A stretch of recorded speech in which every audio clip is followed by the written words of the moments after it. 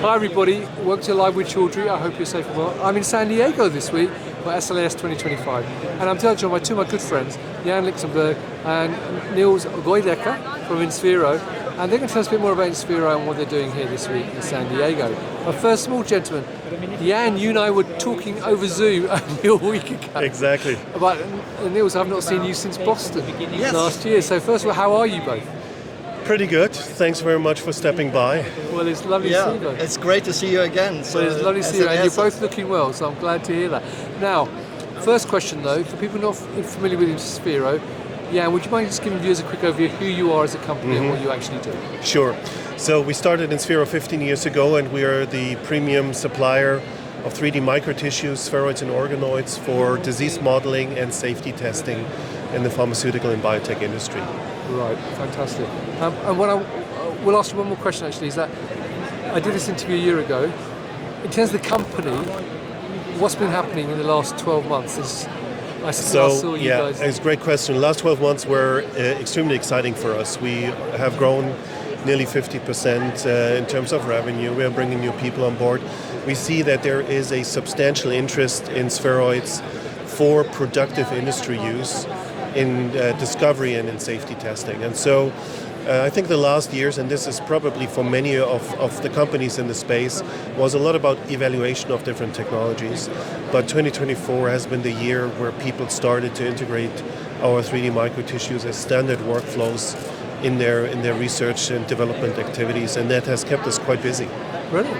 Now, Nils, I understand you're going to give me a quick overview of what you're showcasing this week. So, Please. If you can grab the Definitely. mic, let's go over. Yeah. Let's have a look.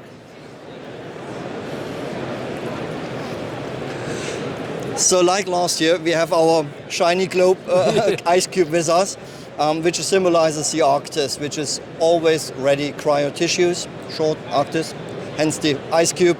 And it is a standardized set for oncology, but also for engineers, hence the SLAS. Right. So if you ever need a cancer model for evaluating your optical testing, imaging system, your software and so on. Yep. This is a fabulous start, and caliper also at the same time.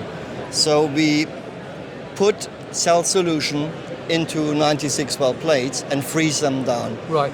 The beauty is, since we are doing this every day, every week, we have this standardized. Every plate looks the same.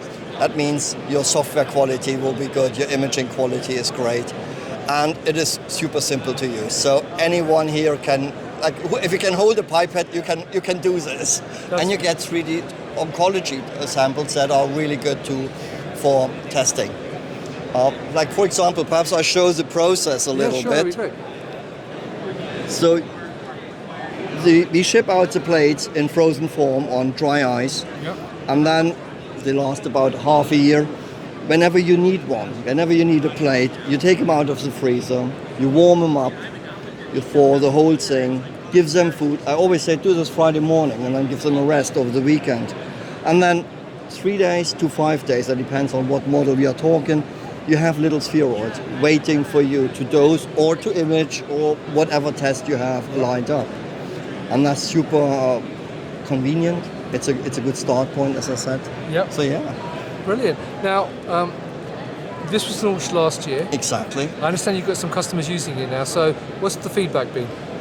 The feedback was overwhelming. So we had still little setups to do, but once we were just sort of like, okay, let's go. We started to incubate a little community. So we have the first applications growing. I also brought an application that can be seen on our poster, where we did not just our testing, but also like real-world pharmaceutical small molecules that are interesting to check. And so, yeah, so please check out the poster, please check out the call. We have later today a spotlight presentation together with my colleague Olivier Frey. So we will be showcasing exactly what we did for the rest of the year then. Fantastic. Well, let's come over and join you. So you mentioned the poster and the talk you've got. I understand you've got another poster and another talk as well. So you've got 2 posters and 2 talks. That's correct. We actually have 3 posters in total, and we have talks. So one is later today. So it's pretty exciting. Well, you can check out the talks and the posters with the links above the video when you see this, viewers. Now, one other question I've got to do is that the products are fantastic. I know they're fantastic. The feedback's been great. But one question I'm going to ask is, coming to a show like this, obviously, there's lots of other companies who are offering similar products. So why should people work with InSphero rather than those companies? That's a great question. So, first of all, there is this technology continuum, right? The modern in vitro technologies need to be adapted to the context of use. So there's not a one-size-fits-all solution. There might be solutions where you want to have a complex and rather large microfluidic solution.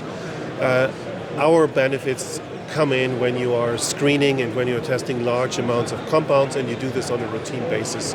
Because what we've been working so hard on for the last couple of years is to build solutions that are industry grade. So high degree of uniformity, high degree of reproducibility, high degree of automation compatibility. That's what InSphero is known for, and that's what we call the model of excellence. Our solutions work, and they work every time, and they give you reproducible signals from batch to batch. One thing I noticed while I was talking to you, running in the background, you've got actually a little map of the show of where your products are actually being used with other companies. Exactly, yeah. So that's really interesting. That's pretty exciting, and we see that interest not only from the end users but also from other solution providers, imaging companies like Zeiss, that is also an investor in InSphero, like Yokogawa, liquid handling companies like Eppendorf and Integra, and it's great to see how they pick up on the benefits of our solutions because they know that their customers are happy with our solutions because they work so well. So it creates an ecosystem, ultimately benefiting the end user because they get a solution that simply works. Nils, anything to add? Yeah, so I'm looking forward to see the outcome of the collaborations that we started last year. There is one who provides chemistry, fluorescent chemistry, and uses, exactly like I said earlier, our model as a standard. And the same is for a liquid handler who's also using the ARCTis product just for imaging. And that's why I say it's the right place for us to Brilliant. be. Yeah. Well, look, Jan, Nils, it's lovely to see you both. Have a fantastic time this week in San Diego. Hopefully you'll be able to get home and finally get some rest in the not too distant future. The same to you. Yeah. Same for you. So viewers, if you're here in San Diego, come to speak to Jan, Nils and the whole InSphero team. They're all a great team, so come and have a chat with them. Learn more about all their solutions. Check out their posters. Go to their talks. But if you can't do any of that, then make sure you follow them on LinkedIn and go and see their website because they've got great information there. So Jan and Nils, thank you very much. Oh, and I mentioned, I've got to say, the stand is 2623, so come and see them there. So have a great show. Viewers, thank you. Until next time, stay well and stay safe. Bye-bye. Thanks a lot, Rizwan.